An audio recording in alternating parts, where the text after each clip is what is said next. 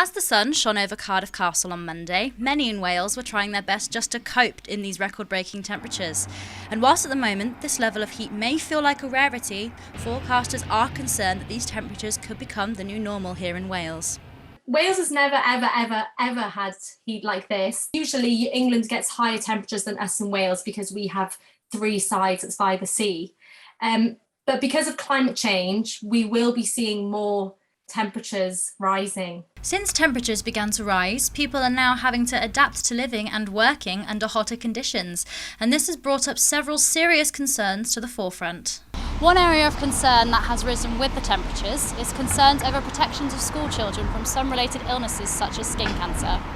Researchers at Swansea University are working on a project called Sunproof to understand what schools in Wales are doing to prevent growing skin cancer rates in school children and explore the effectiveness of pre-existing sun safety procedures. The Sunproof study is all about sort of future-proofing kids from getting skin cancer. So we are looking at what schools, primary schools in Wales, are doing in terms of both educating children about the dangers of skin cancer and how to protect themselves and how to enjoy the sun safely, and also what sort of provisions they make for children to enjoy the sun while at school. So we're looking at shade, hats, uniforms. How we work during heat waves could also change. I've had a few kitchen staff speak to me about the temperatures they've been expected to work in, with one chef showing me his kitchen thermometer reading at above 38 degrees. This has led some to now call for maximum working temperature controls. Currently, there are no legal guidelines for minimum or maximum working temperatures in the UK.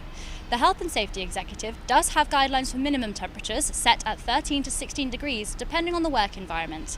However, these guidelines are not enshrined in law, ultimately meaning the choice is still up to employers to decide whether or not they enforce these guidelines. The HSE, however, have no guidelines for maximum working temperatures, as they explain there are some working environments where maximum temperatures simply cannot be controlled, such as forgeries. However, unions like the G&B are now calling for these legal protections, as they say a lack of any guidelines for any workplace will simply lead to people being forced to work in high temperatures for prolonged periods of time. We want to see a maximum workplace temperature of 25 degrees C. That's in line with what the World Health Organization called for. Because we think the situation in Britain is scandalous. The fact is that pets are protected more than people in hot weather.